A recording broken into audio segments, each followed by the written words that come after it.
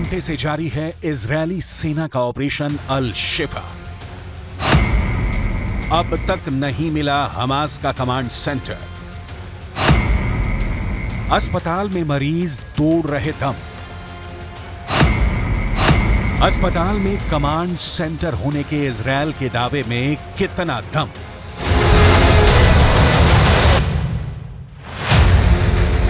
अल शिफा अस्पताल के हमास का कमांड सेंटर होने के इजरायल की सेना ने कुछ सबूत दिए, जैसे एमआरआई मशीनों के पीछे से मिले हथियार, कुछ वर्दी, कुछ गोले और एक सुरंग वाली तस्वीर भी है। लेकिन कमांड सेंटर जैसी कोई बात इन तस्वीरों में नहीं दिखती। सवाल है, इजरायल की खुफिया एजेंसी मोसाद क्या फिर फेल हो गई? हमास का कमांड सेंटर अस्पताल में कहां है? क्यों इजरायल की सेना अब तक पता लगाने में नाकाम है?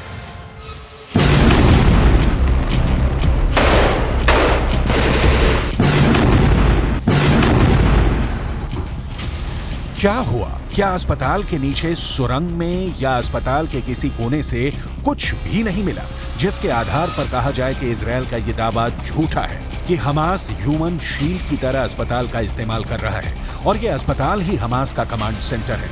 अस्पताल में हमास कमांड सेंटर कहां से ऑपरेट करता है?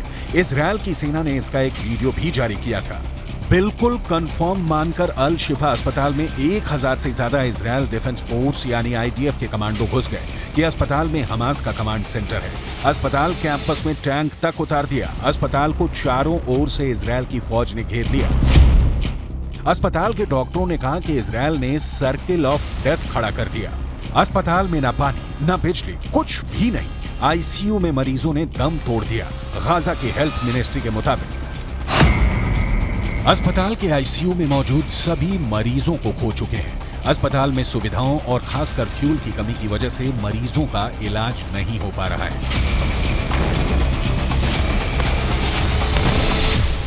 हमास की कोई भी अपील इजरायल पर असर क्यों नहीं कर रही? इसका वीडियो आपको आगे दिखाएंगे। 7 अक्टूबर को हमास के हमले की यादें कैसे हर एक इजरायली को अंतिम सांस तक लड़ने का हौसला दे रही है, वो वीडियो आपको भी जरूर देखना चाहिए। आईडीएफ के प्रवक्ता ने कहा है,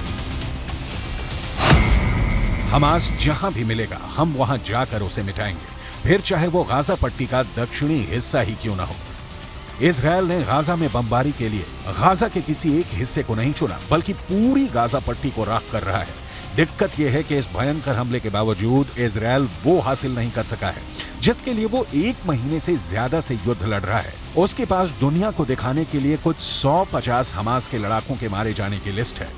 बाद बाकी ना इजरायल के हाथ अब तक कोई हमास का बड़ा लीडर लगा है, ना हमास का हेडक्वार्टर।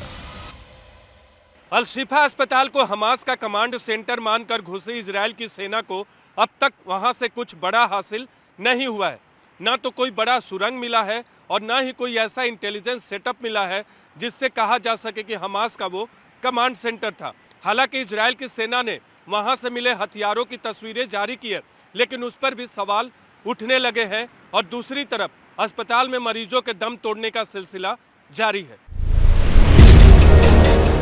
सवाल है, अल शिफा को इजरायल ने बलि क्यों चढ़ा दिया? इस सवाल का जवाब डिटेल में दिखाएंगे। पहले इजरायल की सेना से कुछ सवाल आपके ज़हन में भी उठ रहे होंगे, जिसमें सबसे ताजा है अल शिफा अस्पताल के हमास का कमांड सेंटर होने का इजरायल का दावा क्या झूठा निकला? हमास के एक भी टॉप लीडर को पकड़ने में इजरायल नाकाम क्यों रहा है? 7 अक्टूबर से जारी युद्ध में इजरायल अब तक गाजा पर कब्जे का ऐलान क्यों नहीं कर सका है? क्या इजरायल हमास की ताकत का अंदाजा लगाने में फेल हो गया है?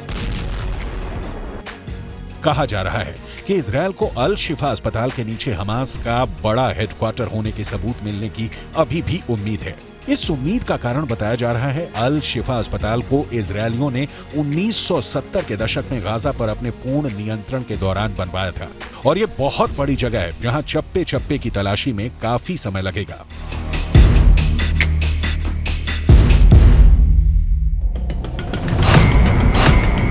इजरायली आर्किटेक्टों ने अल शिफा को डिजाइन किया था। उन्होंने इसमें काफी बेसमेंट शामिल किए थे।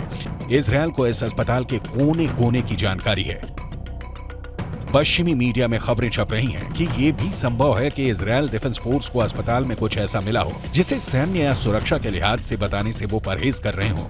लेकिन सवाल तो बनता है कि जब चप्पे चप्पे से वाकिफ हैं तो इजरायल को ऑपरेशन कंप्लीट करने में इतना वक्त क्यों लग रहा है? ये सवाल इसलिए क्योंकि 7 अक्टूबर के हमास के हमले का पता लगा पाने में भी इजरायल की खुफिया एजेंसी मोसाद फेल हुई। नतीजा, पूरा इजरायल रोया।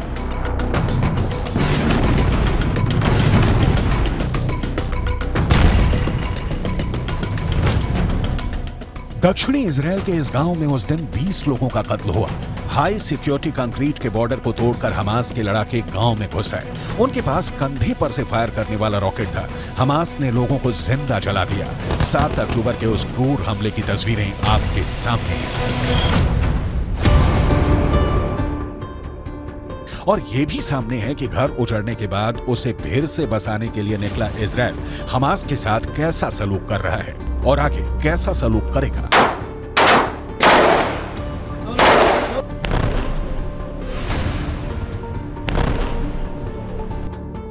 Obviously, there was no escape from this house, and the Jacobi and Villa got burned here to the ground.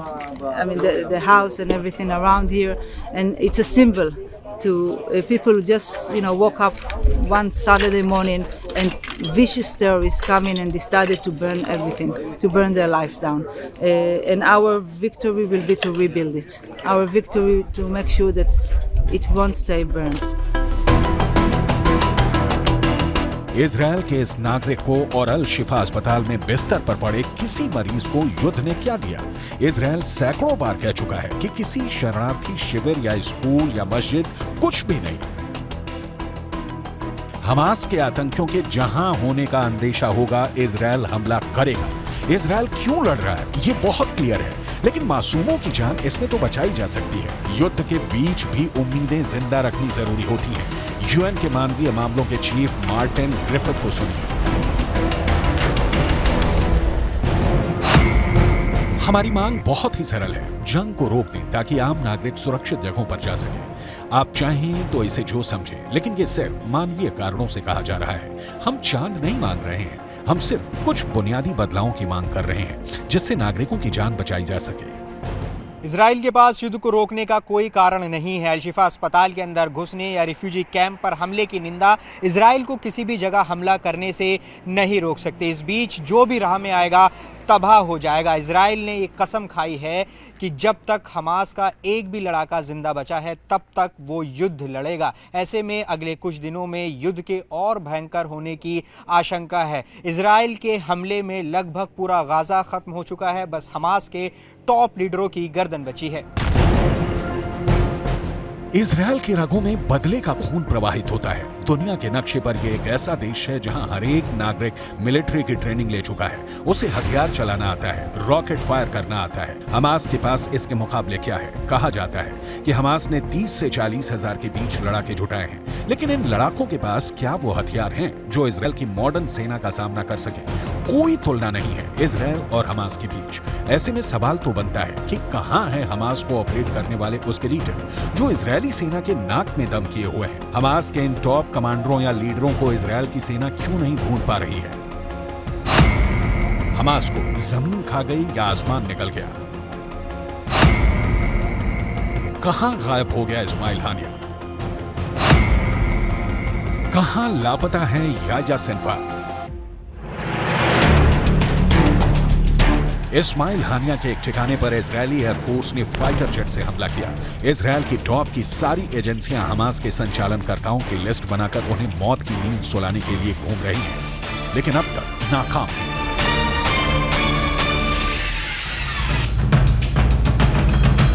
इस बीच गाजा की गलियों में तबाही की तस्वीरें बता रही हैं कि मरने वालों की तादाद 11,000 से ज्यादा जा चुकी है। गाजा में अब अस्पताल भी नहीं बचे कि जान बचा सके। इजरायल ने फैसला किया है कि गाजा में हर दिन 2 फ्यूल टैंकर भेजे जाएंगे। इसका इस्तेमाल यूएन के कामों, पानी और सीवेज सिस्टम को बनाए रखने के लिए किया जाएगा। लेकिन जहां तक अस्पताल या स्कूल या मस्जिद पर हमले नहीं होंगे तो इजरायल नहीं रोकने वाला है।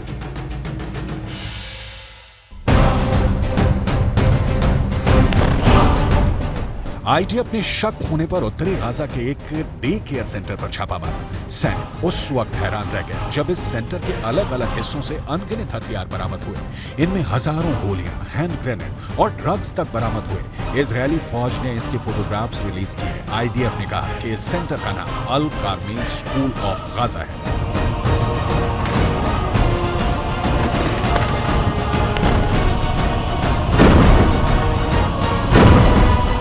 इजरायल के खिलाफ जंग की तैयारी हमास ने कोई एक दिन में नहीं किया है। सुरंगों का जाल बिछाकर जानबूझकर मस्जिदों, अस्पतालों और स्कूलों से जोड़ा गया ताकि इजरायल के हमले से बचा जा सके। लेकिन आईडीएफ इसकी परवाह नहीं करता। उसे जहां भी शक होता है वो हमला करता है। कह सकते हैं कि पूरे 41 किलोमीटर लंबे गाजा पट्टी और 6 से 12 किलोमीटर की चौड़ाई वाले गाजा में इजरायल की सेना मौत बनकर हर तरफ घूम रही है।